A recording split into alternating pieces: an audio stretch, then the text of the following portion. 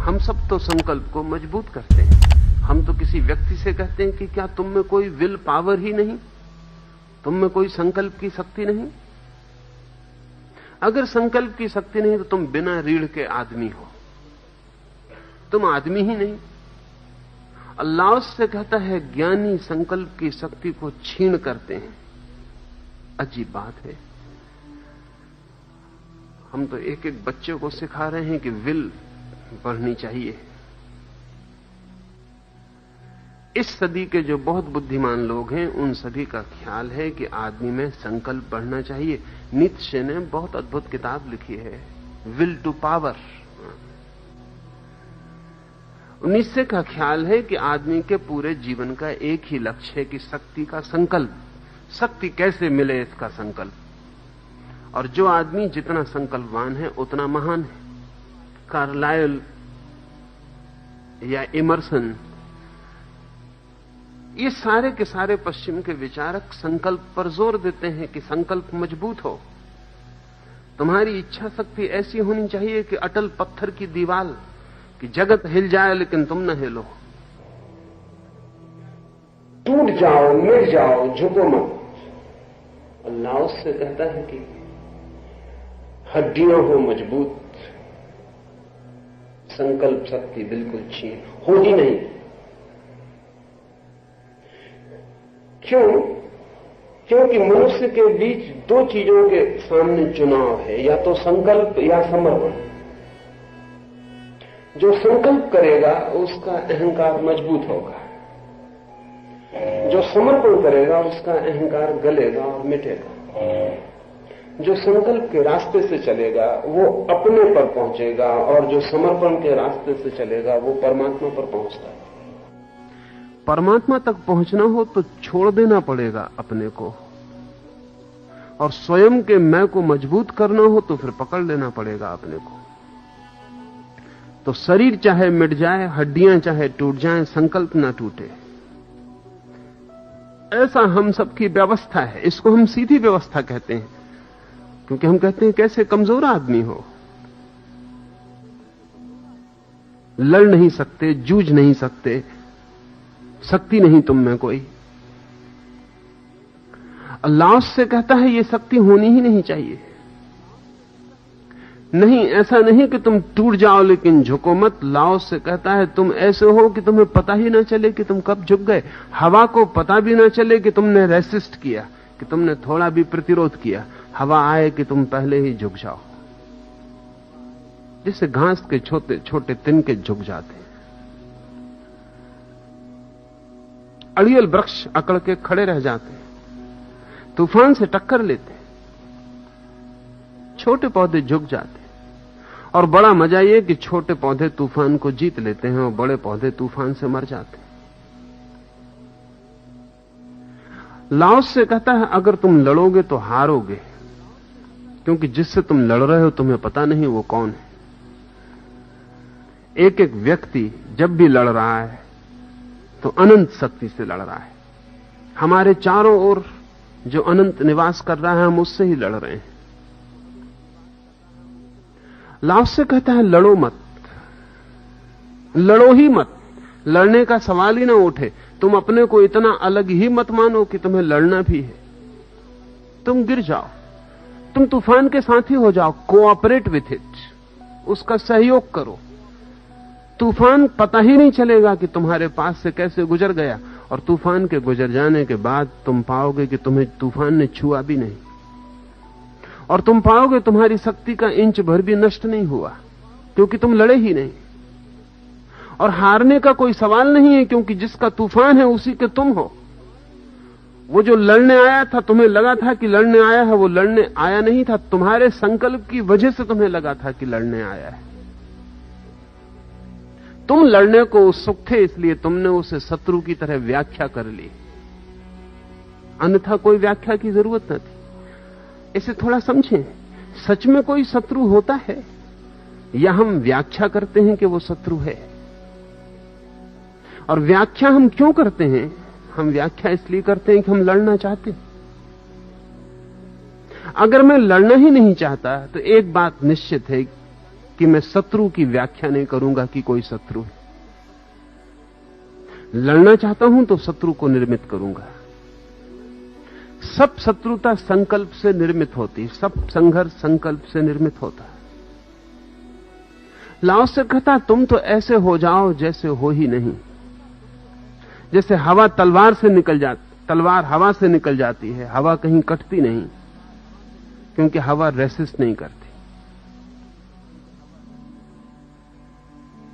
पानी से तलवार गुजार देते हो, पानी कटता नहीं, तलवार काट भी नहीं पाती कि पानी जुड़ जाता है, क्योंकि पानी रेसिस्ट नहीं करता,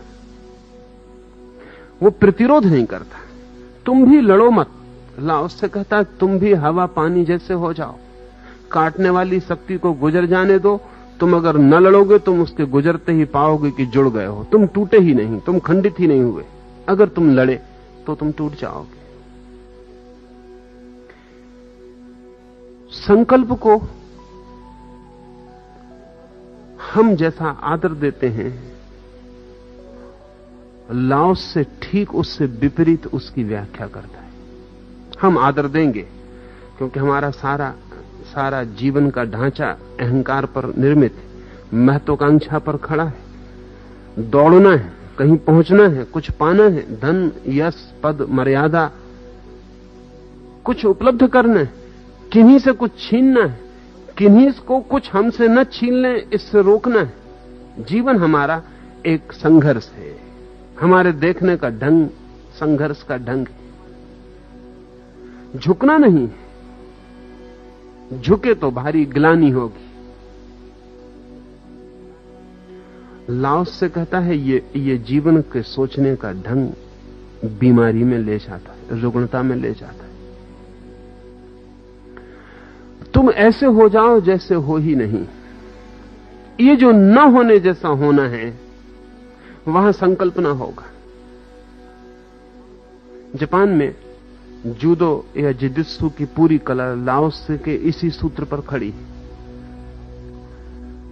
उसे थोड़ा समझ लेना उपयोगी, उससे समझ में आ जाएगा कि लाओस से क्या कहता है।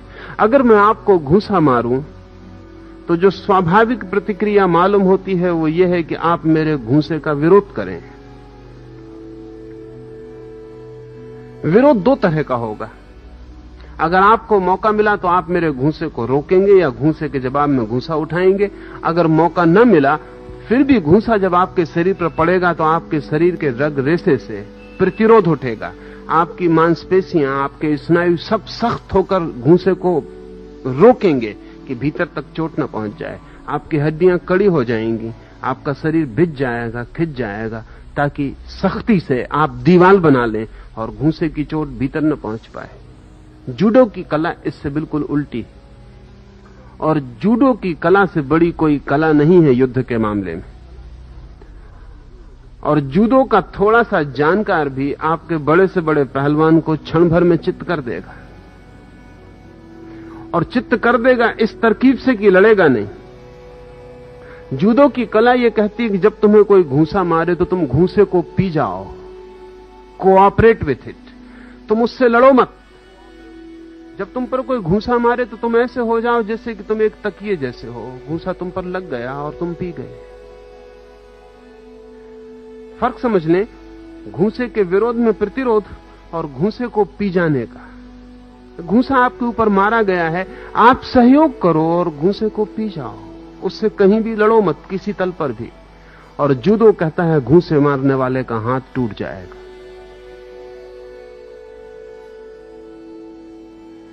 घूसे मारने वाले का हाथ टूट जाएगा, क्योंकि घूसा मारने वाला बहुत शक्ति और बहुत संकल्प से मार रहा है। और अगर आपने बिल्कुल जगह दे दी तो उसकी हालत ठीक वैसे हो जाएगी जैसे एक रस्सी को पकड़ के आप खींच रहे हो, मैं खींच रहा हूं और मैंने रस्सी छोड़ दी। मैंने खींचा ही नहीं, मैंने प्रतिरोध न किया। मैंने कहा आप खींचते हो ले जाओ, तो आप गिर पड़ोगे। जूडो की कला कहती है मारो मत, जब कोई मारे तो उसके सहयोगी हो जाओ, उसको दुश्मन मत मानो। मानो कि जैसे वो अपने ही शरीर का एक हिस्सा है। और तब थोड़ी देर में मारने वाला थक जाएगा और परेशान हो जाएगा, उसकी शक्ति छीन होगी, क्योंकि हर घूंसे में शक्ति बाहर फेंकी जा रही। और आपकी शक्ति छीन नहीं होगी, बल्कि जूडो कहता है कि उसके घूंसे से जो शक्ति निकल रही है वो भी आप पी जाओगे, वो भी आपको मिल जाएगी।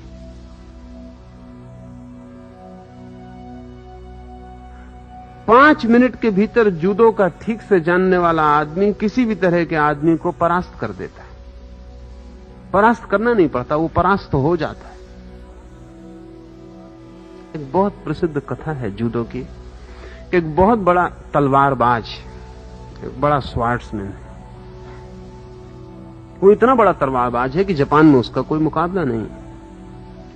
एक रात वो अपने घर लौटा है, 2 बजे हैं। जब वो अपने बिस्तर पर लेटने लगा तो उसने देखा एक बड़ा चूहा निकला है दीवार से। उसे बड़ा क्रोध आया। उसने चूहे को डराने धमकाने की कोशिश की अपने बिस्तर पर से, लेकिन चूहा अपनी जगह पर बैठा रहा। उसे बड़ी हैरानी हुई। वो बड़े बड़े लोगों को धमका दे तो भाग खड़े होते, चूहा। उसको क्रोध इतना आ गया कि उसके पास में ही उसकी सीखने की लकड़ी की तलवार पड़ी थी। उसने उठा के जोर से चूहे पर हमला किया।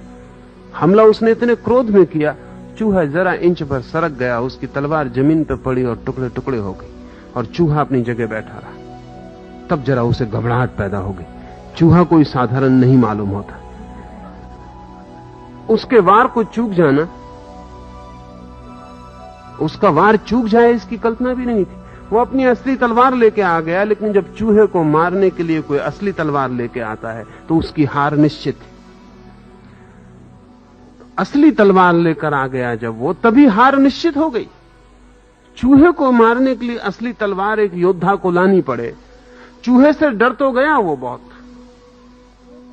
और चूहा असाधारण है। हाथ उसका कपने लगा और उसे लगा कि अगर असली तलवार टूट गई तो फिर इस अपमान को सुधारने का कोई उपाय न रह जाए। उसने बहुत संभल के मारा, और जो जानते हैं वो कहते हैं जितना संभल के आप निशाना लगाएंगे उतना ही चूक जाएगा, क्योंकि संभलने का मतलब है कि भीतर डर है, भीतर घबराहट है, कंपन। अगर भीतर कोई डर नहीं, घबराहट नहीं, तो आदमी संभल के काम नहीं करता, काम करता है और हो जाता है। उसने तलवार मारी। उसे जिंदगी में उसने बहुत बार तलवार उठाई और चलाई, और वो कभी चूका नहीं था। एक क्षण उसका हाथ बीच में कपा, और जब तलवार नीचे पड़ी तो टुकड़े टुकड़े हो गई। चूहा जरा सा हट गया था। उस तलवारबाज की समझ के बाहर हो गई बात। उसने होश खो दिया। कहानी कहती है कि उसने गांव में खबर की कि किसी के पास कोई जानदार बिल्ली हो तो ले आओ, और दूसरे दिन गांव में जो बड़े से बड़ा धनपति था उसने अपनी बिल्ली भेजी। वो कई चूहों को मार चुकी थी, लेकिन तलवारबाज डरा हुआ था, और जिस धनपति ने अपनी बिल्ली भेजी थी वो भी डरा हुआ था, क्योंकि जब तलवारबाज की तलवार टूट गई हो तो बिल्ली कहां तक सफल होगी ये भय है। और बिल्ली को भी खबर मिल गई थी, और तलवारबाज बहुत बड़ा था। बिल्ली ने बहुत चूहे मारे थे, लेकिन इस चूहे से आतंकित हो गई थी। रात भर सो न पाई। सुबह जब चली तो पूरी तैयारी से चली। रास्ते में 25 योजनाएं बनाई। कभी कभी उसके मन को भी हुआ मैं ये क्या कर रही हूं, चूहे तो मुझे देखते ही भाग जाते हैं, मैं योजना कर रही हूं। लेकिन योजना कर लेनी उचित थी। चूहा असाधारण मालूम होता था। बिल्ली दरवाजे पर आई। एक क्षण उसने भीतर देखा। चूहे को देख कर कब गई। चूहा बैठा था, तलवार टुकड़े टुकड़े पड़ोस में पड़ी थी। इसके पहले कि बिल्ली आगे बढ़े, चूहा आगे बढ़ा। बिल्ली ने बहुत चूहे देखे थे, लेकिन कोई चूहा बिल्ली को देख के आगे बढ़ेगा। बिल्ली एकदम बाहर हो गई।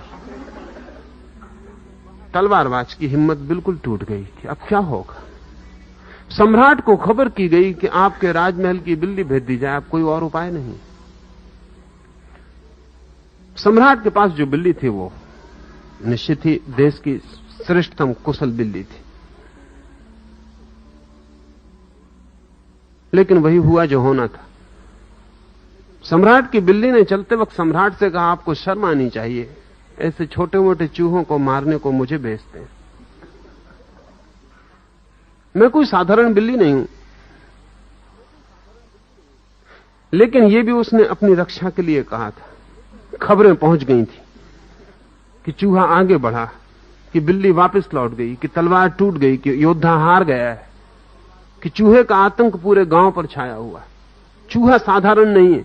लेकिन बचाव के लिए उसने राजा से कहा कि साधारण से चूहे को मुझे बेचते। सम्राट ने कहा चूहा साधारण नहीं है और आतंकित मैं भी हूं कि तू लौट तो ना आएगी।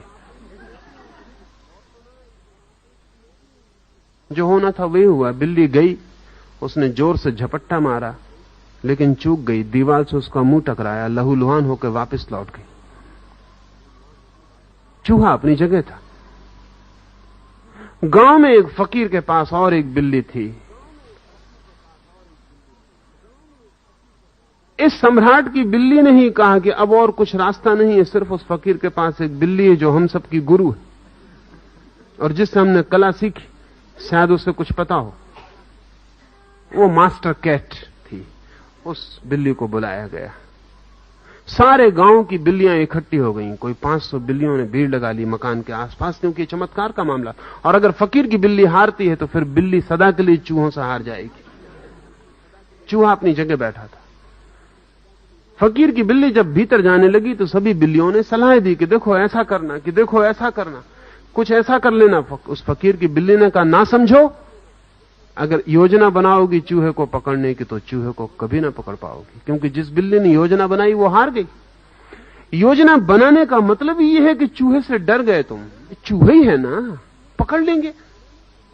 कोई पकड़ने में कला की जरूरत नहीं है, बिल्ली होना ही हमारी कला है, हम पकड़ लेंगे। योजना मैं नहीं बनाऊंगी। योद्धा ने भी कहा कि थोड़ा सोच लो, क्योंकि यह आखिरी मामला है। अगर तू भी लौट गई तो मुझे घर छोड़ के भाग जाना पड़ेगा, क्योंकि भीतर इस कमरे के मैं अब नहीं जा सकता हूं। वो चूहे को देखना भी ठीक नहीं है अब, वो वहीं बैठा है अपनी जगह पर। उस बिल्ली ने कहा यह भी कोई बात है, सब शांत रहे। वो बिल्ली भीतर गई और चूहे को पकड़ के बाहर आ गई। बिल्लियों की भीड़ लग गई। उन सब ने पूछा कि चूहे को तूने पकड़ा कैसे?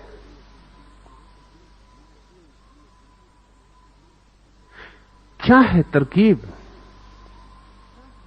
उस बिल्ली ने कहा मेरा बिल्ली होना काफी। मैं बिल्ली हूं और ये चूहा है। और चूहा सदा से कोऑपरेट करते रहे, सदा से सहयोग करते रहे, बिल्लियां सदा से पकड़ती रही। ये हम दोनों का स्वभाव है कि मैं बिल्ली हूं और ये चूहा है, ये पकड़ा जाएगा और मैं पकड़ लूंगी। तुमने योजना बनाई, इसी से भूल हो गई। तुम बुद्धि को बीच में लाए, इसी से परेशान हुए। ज़ैन फकीर इस कहानी को सैकड़ों साल से कहते रहे। ये बिल्ली गरीब फकीर की बिल्ली थी। सम्राट की बिल्ली के बराबर इसके पास शरीर भी ना था, ताकत भी ना थी, इसके हाथ में तलवार भी ना थी। ये साधारण बिल्ली थी। पर उस बिल्ली ने कहा कि मेरा स्वभाव, ये चूहे का स्वभाव, इसमें कोई अनहोना नहीं हुआ है। जिजित्सु या जुडो सिखाने वाले लोग कहते हैं कि प्रकृति का एक नियम और एक स्वभाव है। अगर कोई घूंसा आपकी तरफ मारा जाए, अगर आप प्रतिरोध करें तो दोनों शक्तियां लड़ती हैं और दोनों शक्तियों में संघर्ष होता है, दोनों शक्तियां क्षीण होती हैं।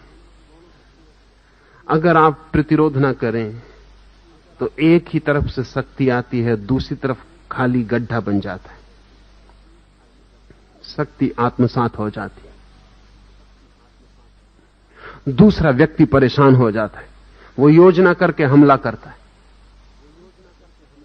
और आप अनायोजित बिना किसी प्लानिंग के चुपचाप हमले को पी जाते। अगर ऐसा शून्य भीतर बन जाए कि किसी हमले का कोई प्रतिरोध ना हो, क्योंकि भीतर कोई प्रतिरोध करने वाला संकल्प ही ना रहा, तो उस शून्य में जगत की महानतम शक्ति का आविर्भाव होता है। लाओस से कहता है संकल्प क्षीण हो, उसका अर्थ है कि संकल्प शून्य हो। भीतर शून्यवत हो जाओ। कुछ होने की कोशिश मत करो। उस बिल्ली ने कहा कि तुम सब बिल्ली हैं, बिल्ली होने की कोशिश कर रही हो। बिल्ली होने की कोई कोशिश करनी पड़ती? तुम बिल्ली हो। तुम्हारी कोशिश ही तुम्हें तकलीफ में डाल रही है। तुम हमला बनाने की योजना में पड़ी हो।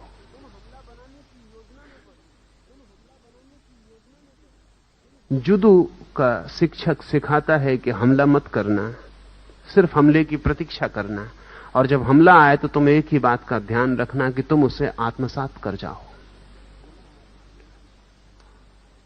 और अगर कोई गाली दे और आप गाली को आत्मसात कर जाएं, तो जिसने गाली दी है वो कमजोर हो जाता है। करें और देखें। और जिसने गाली चुपचाप पी ली, दबाई नहीं, दबाना नहीं है, पी ली। जैसे कोई ने प्रेम का उपहार दिया, ऐसा पी ली, आत्मसात कर ली, संभाली, अपने में एब्जॉर्ब कर ली, गड्ढा बन गया। तो गाली देने में जितनी शक्ति उस व्यक्ति की व्यय हुई, उतनी शक्ति इस व्यक्ति को मिल गई। और जब गाली देने वाला पाता है कि विरोध में गाली नहीं उठी, तो इतना परेशान हो जाता है जिसका कोई हिसाब नहीं। जब आप विरोध में गाली दे देते हैं तो परेशान नहीं होता, क्योंकि ठीक है, अपेक्षा यही थी कि आप गाली देंगे उत्तर में। लेकिन जब आप गाली नहीं देते हैं तब परेशान हो जाता है, और दुगने वजन की गाली खोज के लाता है, और जोर से हमला करता है। लेकिन अगर आपको कला है पीने की, तो आप उसके हमले को पीते चले जाते हैं और उसे निर्बल करते चले जाते हैं। वो अपनी ही निर्बलता से गिरता है। जुदो कहता है कि दुश्मन अपनी ही निर्बलता से गिर जाता है, तुम्हें गिराने की कोई जरूरत ही नहीं। लाओत्से के इन्हीं सूत्रों से जूडो का विकास हुआ, और लाओत्से के इन्हीं सूत्रों से और बुद्ध के विचार के सम्मिलन से ज़ेन का जन्म हुआ।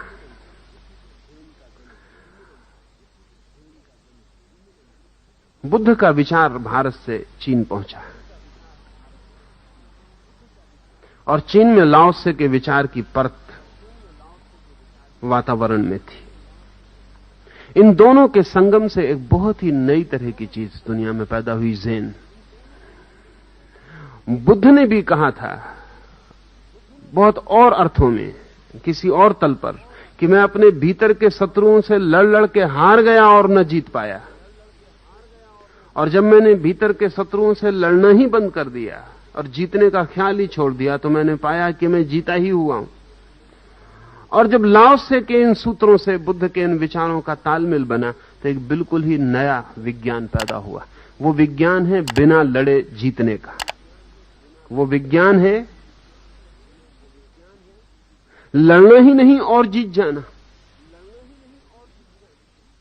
संघर्ष नहीं और विजय, संकल्प नहीं और सफलता। हम सोच ही नहीं सकते, क्योंकि हम तो सोचते हैं जहां भी संकल्प होगा वहीं सफलता है, जहां संघर्ष होगा वहीं विजय है, जहां युद्ध होगा वहीं तो पुष्पहार पहनाए जाएंगे जीत के। तो लाओत्से से उल्टा मालूम पड़ेगा। वो कहता हड्डियां तो मजबूत हो लेकिन संकल्प शून्य हो। क्यों? हड्डियों और संकल्प में क्यों फर्क कर रहा है? अगर आपके ऊपर मैं हमला करूं तो हड्डियां इतनी मजबूत होनी चाहिए कि हमले को पी सकें। हड्डियों का मतलब है आपके पास जो भी पीने का संरचना है, स्ट्रक्चर है, वो इतना मजबूत होना चाहिए कि पी जाए। लेकिन भीतर कोई प्रतिरोध करने वाला अहंकार नहीं होना चाहिए कि लड़ पड़े। ध्यान रहे, लड़ने के लिए उतने मजबूत शरीर की जरूरत नहीं है जितना लड़ाई पीने के लिए मजबूत शरीर की जरूरत है। कमजोर शरीर वाला भी लड़ सकता है, और अक्सर ऐसा होता है कि कमजोर हो शरीर और दिमाग हो पागल तो खूब लड़ सकता है। कोई शरीर की कमजोरी से लड़ने में बाधा नहीं पड़ती। शरीर की कमजोरी लड़ने में बाधा नहीं है। बल्कि सच्चाई तो यह है कि कमजोर शरीर लड़ने को बहुत आतुर होता है। सुना है मैंने कि हांगकांग में पहली दफा जो अमेरिकन उतरा, उसने हांगकांग के बंदरगाह पर 2 चीनियों को लड़ते देखा। लाओसे की परंपरा से ही जुड़े हुए अनेक परंपराएं चीन में विकसित हुई। वो 10 मिनट तक खड़ा होकर देखता रहा कि वो बिल्कुल एक दूसरे के मुंह के पास मुंह ले आते हैं, घूंसा उठाते हैं, एक दूसरे की नाक तक घूंसा ले जाते हैं, बड़ी गालियां देते हैं, बड़ी चीख-पुर मचाते हैं, लेकिन हमला नहीं होता। 10 मिनट में वो थोड़ा हैरान हुआ कि किस प्रकार की लड़ाई। उसने अपने गाइड को पूछा कि क्या हो रहा है, क्योंकि उसको समझ में नहीं आया कि लड़ाई हो रही, क्योंकि लड़ाई कैसी, इतने निकट घूंसे पहुंच जाते हैं और वापस लौट जाते हैं, ये कोई खेल हो रहा है। उस गाइड ने कहा कि ये चीनी ढंग की लड़ाई है, चाइनीज वे ऑफ फाइटिंग। कहा कि लेकिन फाइट तो हो ही नहीं रही, लड़ाई तो हो ही नहीं रही। 10 मिनट से मैं देख रहा हूं, इतने निकट दुश्मन हो और घूंसा इतने करीब आ जाता हो, फिर वापस क्यों लौट जाता? तो उस गाइड ने कहा कि 2500 साल से इस मुल्क में एक ख्याल है कि जो पहले हमला करे वो कमजोर, वो हार गया। तो ये दोनों प्रतीक्षा कर रहे हैं, जो पहले हमला करे वो कमजोर, वो हार गया। उसने काबू पहले खो दिया, वो कमजोरी का लक्षण है। तो ये सब भीड़ भी खड़े होकर ये देख रहे, देखें कौन हारता है। और हार का लक्षण ये होगा कि हमला हुआ कि भीड़ हट जाएगी, बात खत्म हो गई, फला आदमी हार गया जिसने हमला किया पहले। और ये दोनों एक दूसरे को उकसा रहे हैं कि हमला करो। अब इसमें कौन हारता है ये देखना है। और हार का बड़ा अजीब सूत्र है, वो जो हमला करेगा वो हार गया। ये लाओसे की धारणा है कि कमजोर हमला पहले कर देता है। मैंने कल मैकियावेली का नाम लिया आपसे, और मैकियावेली और लाओसे में बड़ी समान अंतर बात है। मैकियावेली कहता है सुरक्षा का सबसे बड़ा उपाय पहले हमला कर देना है। The best way to defend is to attack first. अगर सुरक्षा चाहते हो तो पहले ही हमला कर दो। वो ठीक कह रहा है, वो ठीक इसलिए कह रहा है कि इतनी देर मत करो, हमला पहले ही कर दो। अगर कमजोर भी पहले हमला कर दे मैकियावेली के हिसाब से, तो उसके जीतने की संभावना बन जाएगी, वो आगे हो गया। और मैकियावेली जो संदेश दे रहा है वो कमजोरों के लिए दे रहा है। असल में सुरक्षा कमजोर के लिए ही ख्याल है। लाओसे कहता है कि हमला आए तो पी जाओ, हमला करने का तो सवाल ही नहीं, पहले क्या पीछे भी करने का सवाल नहीं, उसे आत्मलीन कर लेना है। ऐसा हो सके कि शरीर हो स्वस्थ, मन हो शून्य, हड्डियां हो मजबूत, मकान की दीवारें हो सुदृढ़, और भीतर मालिक हो जैसे नहीं। तो लाओसे कहता है परफेक्ट मैन, पूर्ण आदमी का जन्म होता है, पूर्ण मनुष्य का जन्म होता है।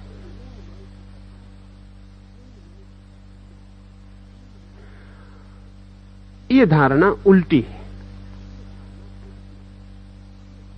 हमारे सबके हिसाब में यह धारणा उल्टी, और ये उल्टी इसलिए दिखाई पड़ती रहेगी कि हमारे सोचने के सारे मापदंड लाओसे से बिल्कुल विपरीत है। हम कहेंगे ये कमजोरी है, कायरता है कि कोई हमला करे और तुम जवाब ना दो। हम कहेंगे ये कायरता है कि कोई हमला करे और तुम जवाब ना दो। जिंदगी पुकारे लड़ाई के लिए और तुम खड़े रह जाओ, कि तूफान चुनौती दें और तुम लेट जाओ, कि नदी बहाने लगे तुम्हें और तुम बह जाओ और उल्टे ना बहो। नसरुद्दीन को खबर दी है उसके घर के आसपास के पड़ोसियों ने कि तू भाग जल्दी, तेरी पत्नी नदी में गिर पड़ी, पूर है तेज, वर्षा के हैं दिन, धार है कड़ी और डर है कि पत्नी शीघ्र ही सागर में पहुंच जाएगी। तू भाग। नसरुद्दीन भागा। तट पर बहुत भीड़ इकट्ठी हो गई। वो नदी में कूदा और उल्टी धार की तरफ तैरने लगा। उल्टी तरफ, सागर की तरफ दौड़ रही है नदी, वो उल्टी तरफ नदी के उद्गम की तरफ जोर से तैरने लगा। तेज है धार, तैर भी नहीं पा रहा। लोगों ने चिल्लाया, पागल नसरुद्दीन, कोई नदी में गिर जाए तो उल्टी तरफ नहीं बहता। तेरी पत्नी नीचे की तरफ गई होगी। उन्होंने कहा कि माफ करो, मेरी पत्नी को मैं तुमसे अच्छी तरह जानता हूं, वो सदा उल्टे काम करती रही, वो कभी नीचे की तरफ नहीं बह सकती। उसे मैं भली भांति पहचानता हूं। 30 साल का हमारा उसका सत्संग। अगर तुम ये कहते हो कि सभी लोग नदी में गिर के नीचे की तरफ बहते हैं तो मेरी पत्नी ऊपर की तरफ बही होगी।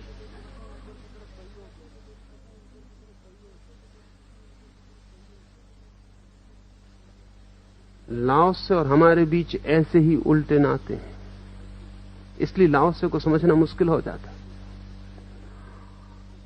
लाओसे को समझना मुश्किल हो जाता है क्योंकि हमारे तर्क की व्यवस्था में, उसकी तर्क की व्यवस्था में बड़ा उल्टापन है। हम कहते हैं कायरता, और लाओसे कहता है शक्ति। वो कहता है जितनी बड़ी शक्ति है उतनी ही लड़ने की आतुरता कम होगी। अगर शक्ति पूर्ण है तो लड़ाई होगी ही नहीं।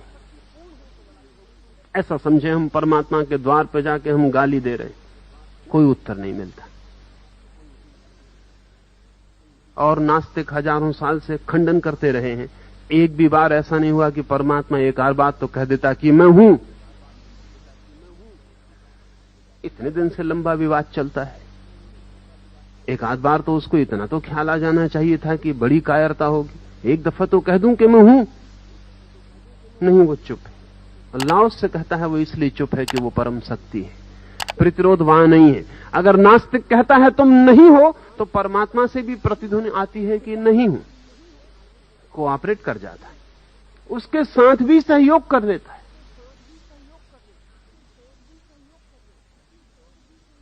उससे भी विरोध नहीं है।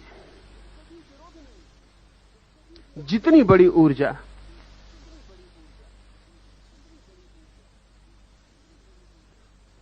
उतना ही प्रतिरोध नहीं होता। सुना है मैंने एक स्कूल में एक पादरी बच्चों को बाइबल का पाठ सिखा रहा है और उनसे कह रहा है कि कल मैंने तुम्हें क्षमा के लिए सारी बातें समझाई थी। अगर कोई तुम्हें मारे तो तुम उसे क्षमा कर सकोगे? एक छोटे से लड़के को उसने खड़े करके पूछा कि तेरा क्या ख्याल है, अगर कोई लड़का तुझे घूंसा मार दे तो तू उसे क्षमा कर सकेगा? उस लड़के ने कहा कर तो सकूंगा अगर वो मुझसे बड़ा हो। कर तो सकूंगा अगर वो मुझसे बड़ा हो, छोटे को करना जरा मुश्किल पड़ जाएगा।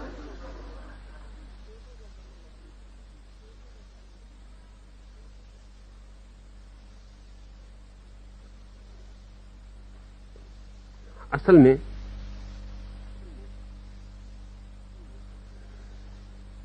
हम सबकी मनोदशा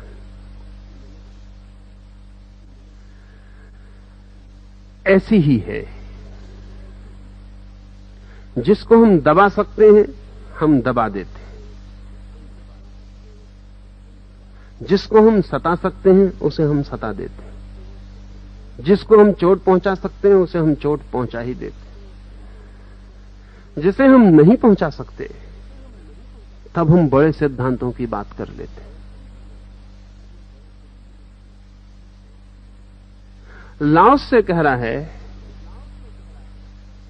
कि तुम्हारे भीतर वो बिंदु ही ना रह जाए जो छोटे बड़े को सोचता है, इसके साथ उसके साथ सोचता है, इस स्थिति में क्या करूं उस स्थिति में क्या करूं सोचता है। वो बिंदु ही ना रह जाए, तुम्हारे भीतर संकल्प ही ना रह जाए। लाओसे को अगर एक छोटा बच्चा भी चांटा मार दे तो भी जवाब नहीं देगा, और एक सम्राट भी हमला बोल दे तो भी जवाब नहीं देगा। इसे अगर इस सूत्र को ठीक से ले लें तो साधना का बड़ा सूत्र है। कभी छोटा सा प्रयोग करके देखें, एक 7 दिन के लिए अप्रतिरोध का, नॉन रेसिस्टेंस का, कि कुछ भी होगा पी जाएंगे। प्रयोगात्मक एक 7 दिन के लिए, कुछ भी होगा पी जाएंगे। जिन जिन चीजों में कल प्रतिरोध किया था, प्रतिरोध नहीं करेंगे, या जिन जिन चीजों में कल दबाना पड़ा था, दबाएंगे नहीं, पी जाएंगे। और एक 7 दिन में आप पाएंगे कि आप इतनी शक्ति अर्जित कर लेते हैं जिसका कोई हिसाब लगाना मुश्किल है। आपके पास इतनी ऊर्जा, इतनी एनर्जी इकट्ठी हो जाती जिसका हिसाब नहीं, तब मुश्किल हो जाएगा उसके बाद इस ऊर्जा को व्यर्थ डिसिपेट करना। हम सब डिसिपेट कर रहे हैं, फेंक रहे हैं। सड़क से गुजर रहे हैं, एक छोटा सा बच्चा सड़क के किनारे खड़े होकर हंस दे और आप में प्रतिरोध शुरू हो गए।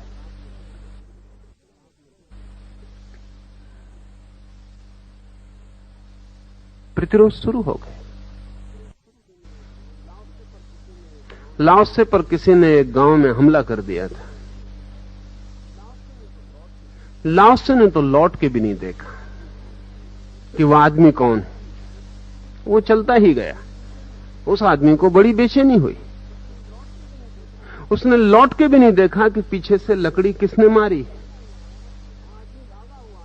वह आदमी भागा हुआ आया, उसने लाओसे को रोका और कहा कि लौट के तो देख लो, अन्यथा हमारा मारना बिल्कुल बेकार ही गया।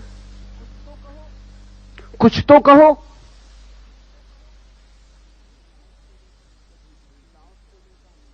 लाओसे ने कहा, कभी भूल चूक से अपना ही नाखून हाथ में लग जाता है तो क्या करते? कभी राह चलते अपनी ही भूल से गिर पड़ते हैं, घुटने टूट जाते हैं तो क्या करते?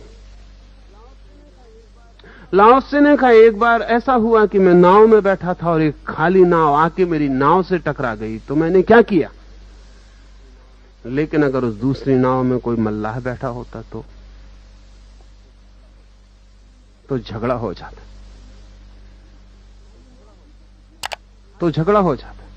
खाली नाव थी तो कुछ न किया, कोई मल्लाह बैठा होता तो झगड़ा हो जाता।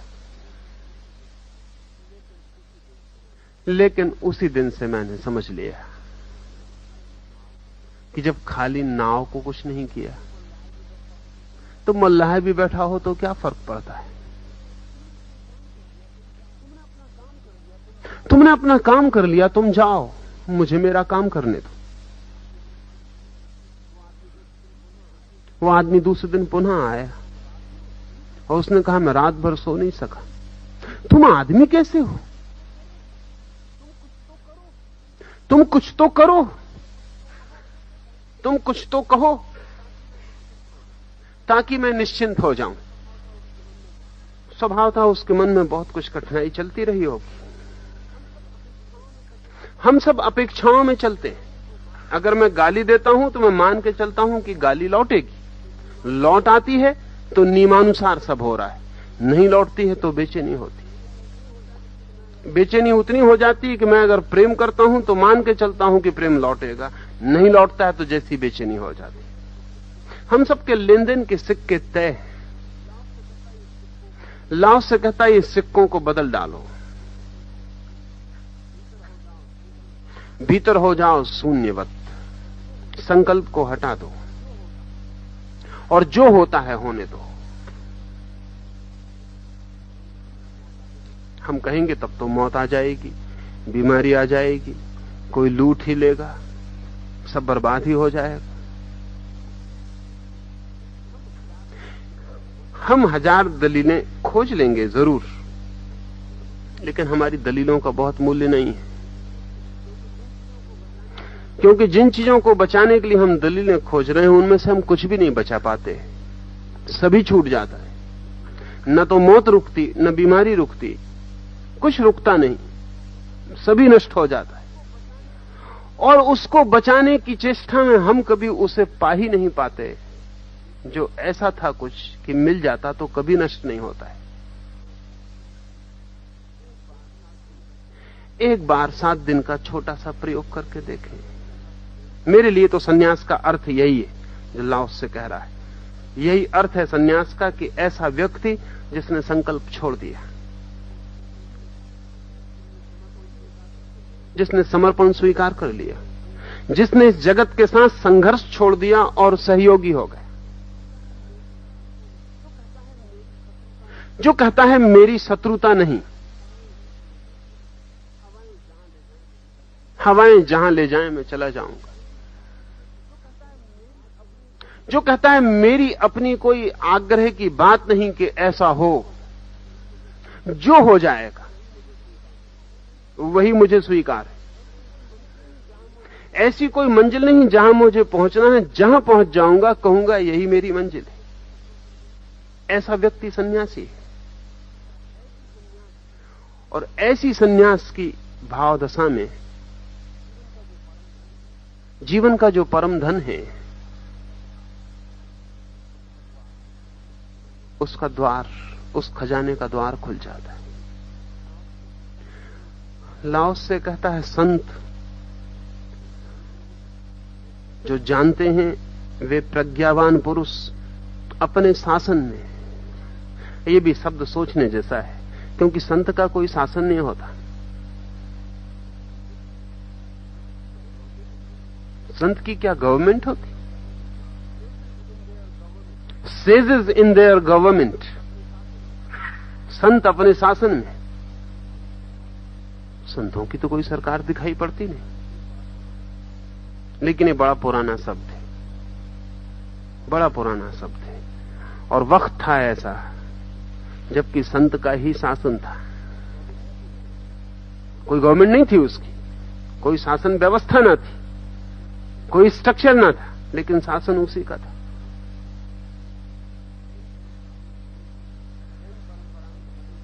जैन परंपरा में अभी भी महावीर का शासन, ऐसा ही शब्द प्रयोग किया जाता है।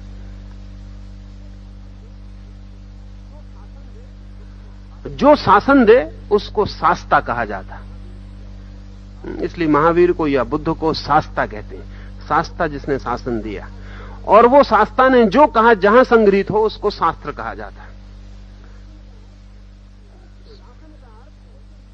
शासन का अर्थ है ऐसे नियम जिनसे आदमी चल सके और पहुंच सके।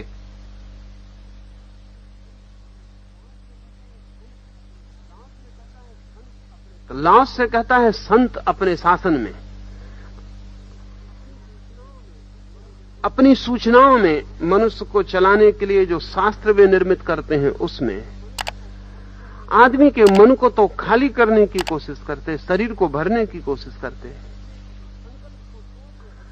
संकल्प को तोड़ते, हड्डियों को मजबूत कर देते।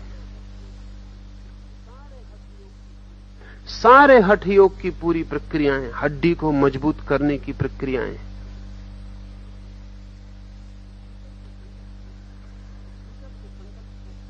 और भीतर से संकल्प को हटा के समर्पण को,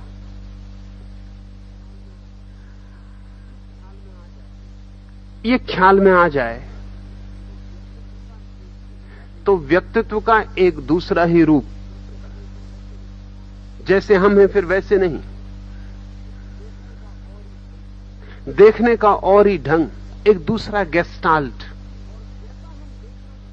और जैसा हम देखना शुरू करते हैं वैसी ही चीजें दिखाई पड़नी शुरू हो जाती। अगर आपने तय कर रखा है सजग रहना है, हर वक्त हमला हो तो हमले से उत्तर देना है, हमला ना हो तो पहले से तैयारी रखनी है, तो आप रोज दुश्मन को खोज लेंगे। जगत बहुत बड़ा है और हर आदमी की जरूरतें पूरी कर देता है। अगर आप दुश्मन को खोजने निकले हैं तो आप दुश्मन को प्रतिपल खोज लेंगे। ये खोज करीब करीब वैसी है जैसे कभी पैर में चोट लग जाए तो फिर दिन भर पैर में उसी जगह चोट लगती मालूम पड़ती, और कभी कभी हैरानी भी होती है कि मामला क्या है, इतना बड़ा शरीर है कहीं चोट नहीं लगती, वहीं चोट लगती है जहां चोट लगी है। तो चोट तो रोज वहां ही लगती थी, पता नहीं चलती थी, आज वहां चोट लगी है इसलिए पता चलती है। आपका वो हिस्सा संवेदनशील है, सेंसिटिव है, इसलिए पता चलता है। दूसरे हिस्से पे पता नहीं चल रहा, वो संवेदनशील नहीं है। तो हम जिस जिस चीज के लिए संवेदनशील हो जाते हैं वही वही हमें पता चलता है। अगर हम आक्रमण के प्रति संवेदनशील हैं, अगर हमें लग रहा है कि सारा जीवन एक संघर्ष युद्ध है, तो फिर हम रोज हर घड़ी उन लोगों को खोज लेंगे जो शत्रु हैं, उन स्थितियों को खोज लेंगे जो संघर्ष में ले जाएं। लाओस से दूसरा गेस्टाल्ट, देखने का दूसरा ढंग, दूसरी सेंसिटिविटी दे रहा, वो दूसरी संवेदनशीलता दे रहा है। वो कह रहा है कि सहयोग को खोजो, और जो आदमी उस भाव से खोजने निकलेगा उसे मित्र मिलने शुरू हो जाते, उसकी संवेदनशीलता दूसरी हो जाती, वो मित्र को खोजने लगता है, और हम जो खोजते हैं वो हमें मिल जाता है। या हम ऐसा कहें कि जो भी हमें मिलता है वो हमारी ही खोज है। इस जगत में हमें वो नहीं मिलता जो हमने नहीं खोजा है। इसलिए जब भी आपको कुछ मिले तो आप समझ लेना कि आपकी अपनी ही खोज है। लेकिन हम ऐसा कभी नहीं मानते।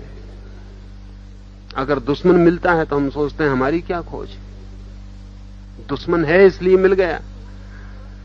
नहीं, दुश्मन होने के लिए आप संवेदनशील हैं, आप तैयार हैं, खोज ही रहे।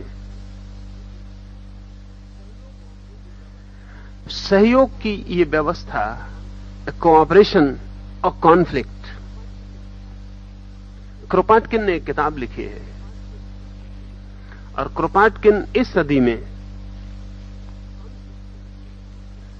कॉन्फ्लिक्ट की सदी है हमारी, तो हमारा तो पूरा युग संघर्ष का है, जहां मार्क्स से लेकर और माओ तक सारा विचार संघर्ष और कलह का है। वहां एक आदमी जरूर रूस में ही हुआ, वो आदमी भी क्रोपाटकिन, वो कोऑपरेशन, सहयोग, संघर्ष नहीं। और उसने एक बहुत बड़ी कीमती बात प्रस्तावित की, हालांकि इस सदी में सुनी नहीं गई, क्योंकि ये सदी उसके लिए संवेदनशील नहीं। डार्विन ने सिद्ध करने की कोशिश की कि सारा जगत जीवन के लिए संघर्ष है, स्ट्रगल है, स्ट्रगल टू सर्वाइव, अपने अपने को बचाने के लिए हर एक लड़ रहा है। और उसने ये भी सिद्ध किया कि इसमें वही बच जाता है जो फिटेस्ट है, और फिटेस्ट का मतलब ये जो युद्ध में सर्वाधिक कुशल है वही बच जाता है। डार्विन से लेकर फिर इन 300 सालों में सारे जगत में संघर्ष का विचार परिपक्व होता चला गया। और मजे की बात है कि संघर्ष के परिपक्व विचार ने हमें संघर्ष के लिए और उन्मुख बनाया। और जब इस सिद्धांत को हमने स्वीकार कर लिया कि जीवन एक संघर्ष है, हर एक लड़ रहा है, सिर्फ बाप बेटे से लड़ रहा है, बेटा बाप से लड़ रहा है, पति पत्नी से लड़ रहा है, सब लड़ रहे हैं। ऐसा नहीं कि नौकर मालिक से ही लड़ रहा है, संघर्ष ही चल रहा है पूरे समय। ये सारा जीवन एक संघर्ष का ही रूप है। ये डार्विन से लेकर माओ तक सारा ख्याल संघर्ष का है। कलह, वर्ग कलह, फिर कलह बढ़ती चली जाती तो सभी तलों में प्रवेश कर जाती। फिर एक एक आदमी अकेला है और सारी दुनिया से लड़ रहा है। क्रोपाटकिन ने कहा कि संघर्ष आधार नहीं है, सहयोग आधार है। और मजे की बात उसने ये कही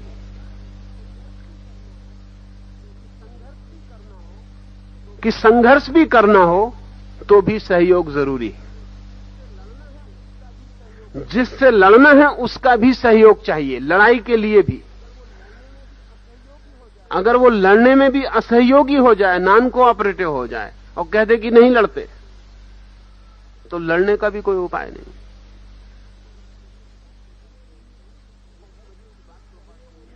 ये बहुत मजे की बात क्रोपाटकिन ने कही कि संघर्ष के लिए सहयोग अनिवार्य है, लेकिन सहयोग के लिए संघर्ष अनिवार्य नहीं।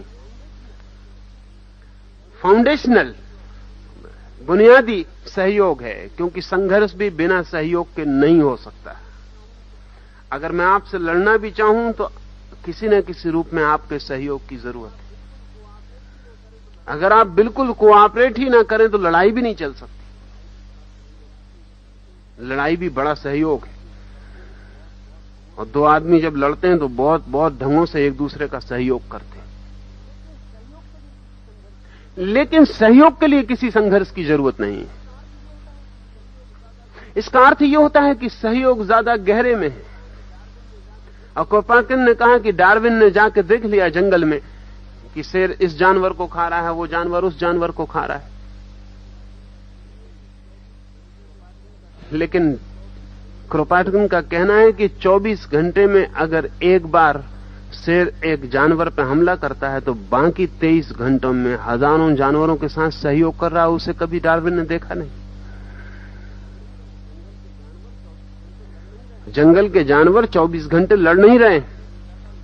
सच बात यह है कि आदमी से ज्यादा लड़ने वाला कोई भी जानवर जंगल में नहीं। एक सूफी फकीर हुआ है जलालुद्दीन, वो अपने ध्यान में बैठा है और उसके एक शिष्य ने आके उससे कहा कि उठिए उठिए, बड़ी मुश्किल हो गई, एक बंदर के हाथ में तलवार पड़ गई, कुछ ना कुछ खतरा होकर रहेगा।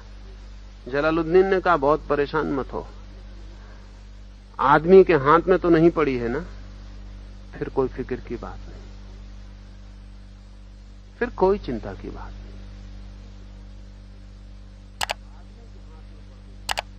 आदमी के हाथ में पड़ गई हो तो फिर उठना पड़े, फिर कुछ उपद्रव होकर रहेगा। जंगल में इतना संघर्ष नहीं जैसा हमें ख्याल है, और हम सबको ख्याल है कि जंगल एक संघर्ष है, कॉन्फ्लिक्ट है, हिंसा है।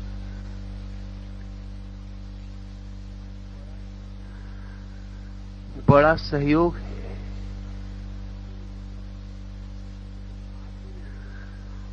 लेकिन आदमी ने जो जंगल बनाया है, जिसका नाम सभ्यता है, समाज है, वो बिल्कुल संघर्ष है और दिखाई बिल्कुल नहीं पड़ता है, और पूरे समय एक दूसरे की दुश्मनी में सारा का सारा जाल फैलता चला जाता है। क्रोपाटकिन वही कह रहा है जो लाओत्से ने किसी दूसरे तल पर और गहरे तल पर कहा था। लाओत्से कहता है सहयोग, लेकिन सहयोग वही लोग कर सकते हैं जिनके भीतर संकल्प क्षीण हो। कलह वही लोग कर सकते हैं जिनके भीतर संकल्प मजबूत हो। संकल्प जितना ज्यादा होगा कलह उतनी ज्यादा होगी। संकल्प कलह का सूत्र है।